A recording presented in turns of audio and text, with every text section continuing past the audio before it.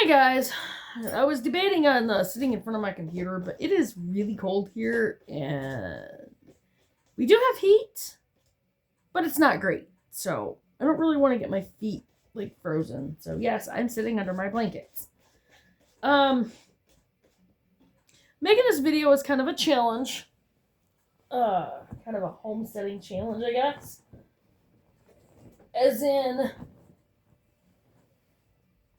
3 things that we wish we knew before we started homesteading. Well,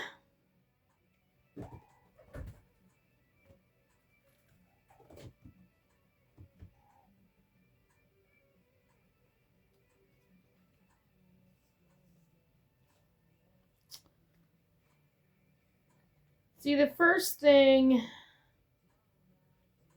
I haven't really had the money to go and get, like, any great gardening tools or homesteading tools or anything like that.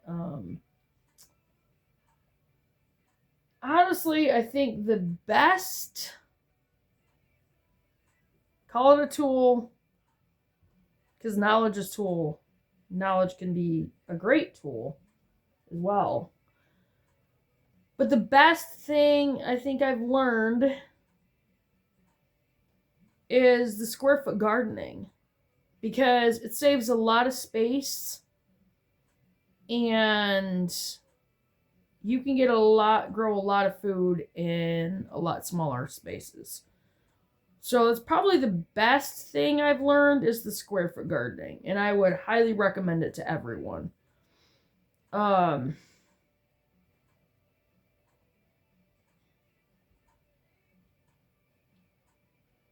mean, yeah, I think that's probably the best thing I can say that I've learned is the square foot gardening. It's just, it saves so much time and so much energy on building, like, a real, like, for just our family. If it was just like me and Scott or whatever, or okay, even if I include Chloe and Zach, which, you know, obviously I will, and things that are coming up especially. And Chloe's my daughter. Zach is her fiance. And then my son Aaron, of course. Our son Aaron. Christian is off on his own. We don't even hear from him really that much, unfortunately. But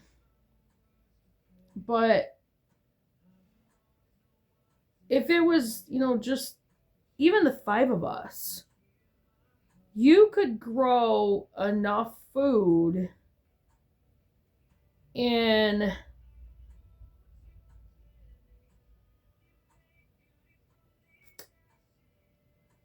and I know ours is bigger, the one that I was using last year. It's just I had to kind of tweak a few things. The roots didn't go down deep enough in this particular garden. Now, the one that I did in 2020, freaking amazing, and produced a lot of food. Even my parents benefited out of that a lot. So, and that one was smaller. But I'm pretty sure that the one that I did last year was at least 6 foot by 6 foot. Well, I know it was. Bigger than that. It was bigger than that. But for the 5 of us, I could grow enough food in that space, you know, with the right depth of the soil, that kind of thing. And I've got to make sure, you know, I've got all that. And I will. That's the reason for the lasagna gardening. But I could grow enough food in just that space for the 5 of us for a year. Pretty sure of it.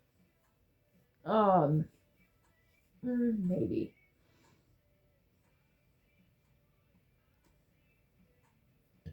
Or real close.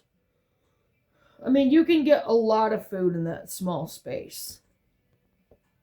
I mean, you kind of got to pick and choose out of everybody's favorites and, you know, that kind of thing. But square foot gardening does work very well, especially if you use companion planting. Because you're, you know, the plants that help each other out and that kind of thing. So, anyway, square foot gardening is probably the best thing that I've learned. The best knowledge tool that I've found. The random number 2. And I'm taking this off from, like I said, this is a homestead. This is a video challenge. Number 2.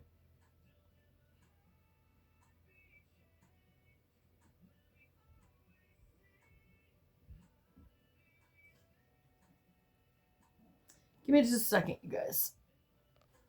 Okay, so number 2 is a random. I guess I'm going to throw this one in there, and it kind of goes along with, the first part, but it is one thing that I have, really found, I've really leaned on. I came across the recipe on Pinterest probably 7 years ago.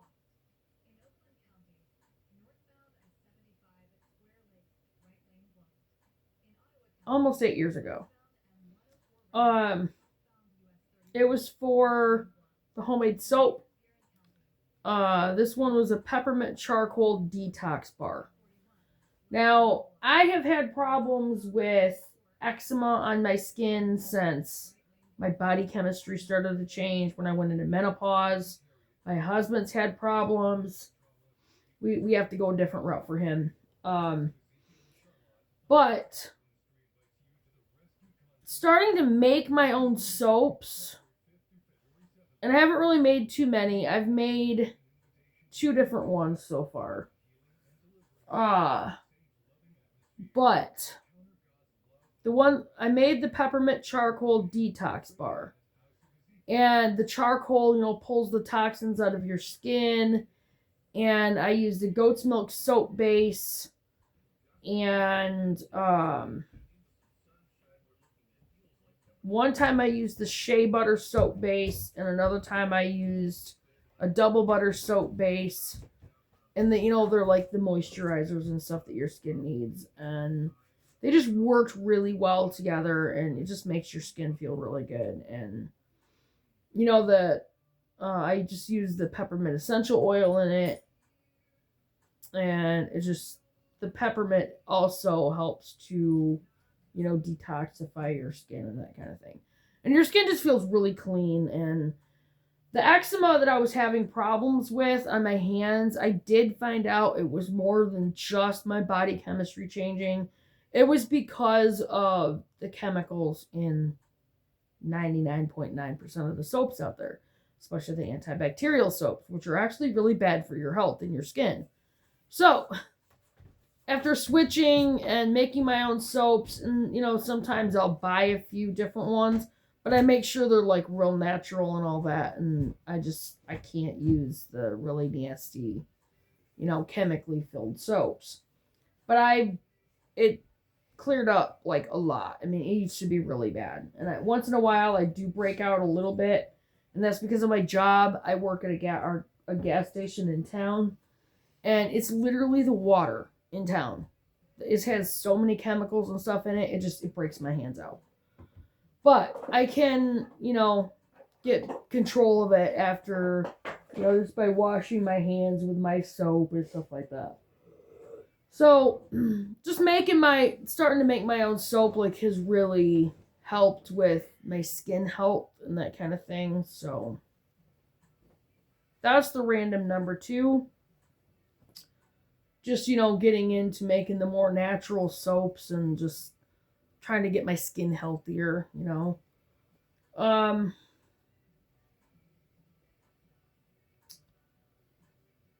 Now, for a big, dark, sad truth, secret, whatever that I've learned since starting the homestead. It's not all cut and dry. It's not easy.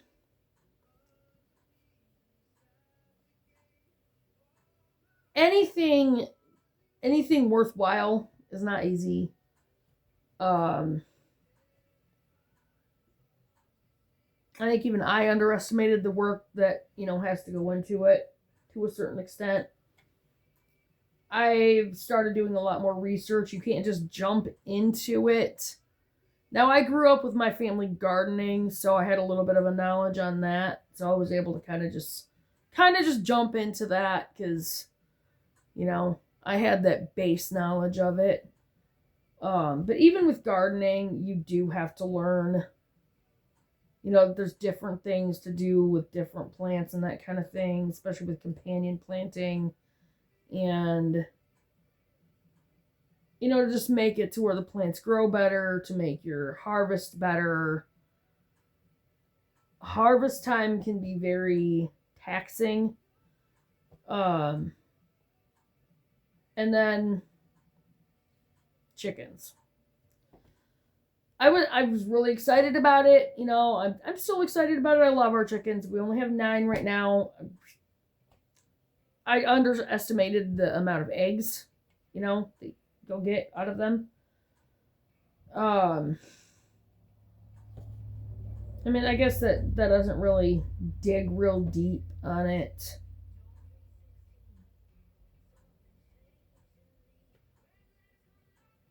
It can be very overwhelming. You know, like when you really stop and think about it, because our aim is to be completely self-sufficient, to be able to grow and raise all our food for our animals and for us and our family. But there's a lot that goes into that, and it is very overwhelming.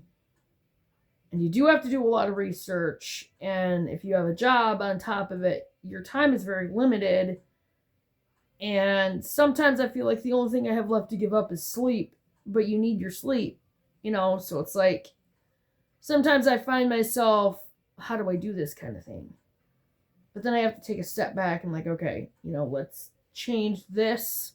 Let's change this. Let's do this way and see if we can save a little bit of time and energy here and do this here. You know, sometimes if you just change the way that you do certain things a little bit, you do find that it does let up on some of that time and energy spent on those other things, and it gives you a little bit more to put into maybe some other things that you didn't feel you had time for. So, I guess the biggest deep, dark thing that I found that is really difficult is the financial end of it for us. And I'm in the middle of a series right now of how do you become fully self-sufficient on, you know, our channel. And obviously my normal subscribers have been catching those videos. I have only done up to part 6 so far. I have to work today, and we're in the middle of a very frigid time frame for us. So we've been real focused on keeping our animals warm and making sure the chickens don't freeze, because we don't have electricity that goes out to the coop. We're, you know, got the deep litter thing going, and I've attached empty feed bags to the outside of the coop, you know, to kind of help with the wind blowing through it. Thankfully, it has helped, and it is a lot warmer in there, so. But we've been kind of really heavily focused on that kind of thing. But yeah, I think the deepest, darkest thing that I found is the financial end of it. And in my video series, you know, I just did a video on how to homestead when you're flat broke, or, you know, how you can, there's another one. Actually, that was another video that I did. That was like way back, sorry. Anyway, I just did one on how to homestead almost for free. And, you know, there's some little things in there, you know, that I thought was some good information. That's why I included it. It went along with, you know, my series and that kind of thing, and how to help people that are basically at the bottom that want to do this. But for us, where we are right now, probably the worst has been the financial end of it. And that is overwhelming because we don't have a lot of extra money to put into it. But we're doing the best that we can. So, and that's all you can do, is the best that you can. And just put forth effort to it, And right now we're in the major throes of winter here in Michigan, in mid-Michigan. But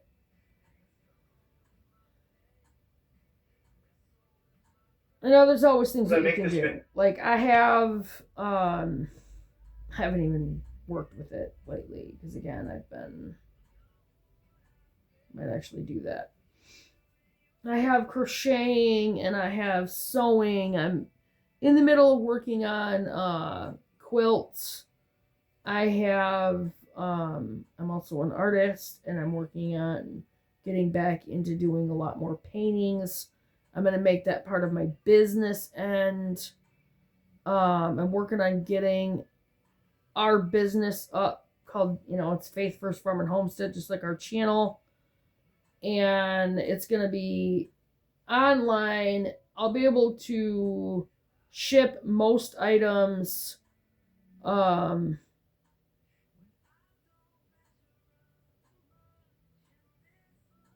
I'm not going to come out with what changes, but there could be some big, drastic changes coming again for us here at Faith First Farm and Homestead. So anyway, but again, like I said, I think it's more the money, like the financial end of it, that we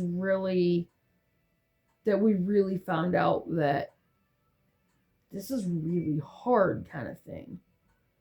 But there are ways around it. It's not a deep, dark hole, unless you allow it to become that. And you don't have to do that. So I think that's, for us, that's probably,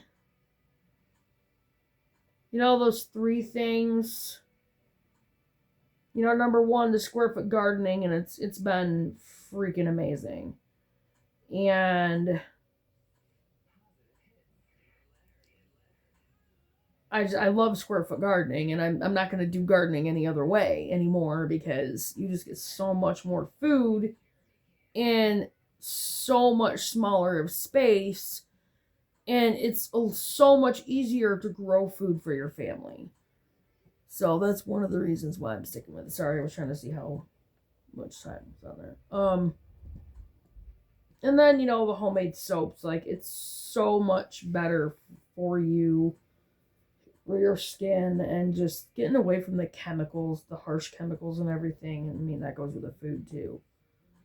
And then, like, the worst and, like, the deepest, darkest thing that we found that is the hardest for us is the financial end. But, again, we're finding ways around it. And, like, seeds. I'm trying to stay with heirloom seeds. And I found out seeds that they sell at Dollar Tree are heirloom seeds. I didn't know that. About 3 weeks ago, I went and spent $30 on seeds and pretty much bought some of almost all the ones that they had there. So I'm trying to stock back up on seeds. I mean, it sounds like a lot, but I want to get probably 5 years worth of seeds. Because I haven't really learned the whole letting your plants go to seed thing. I'm still learning that. So I want to make sure I have my seeds. And I also order from Baker's Creek, which is rareseeds.com.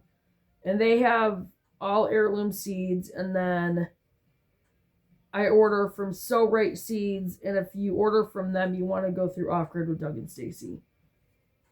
On their website, offgridwithdougandstacy.com.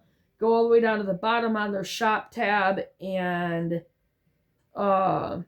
just click on So Right Seeds, and you'll get like a 15% discount. So Anyway, so that's our 3 things, and I'm going to go ahead and get off from here and start this uploading so I can share it, and I will see you guys on the next one.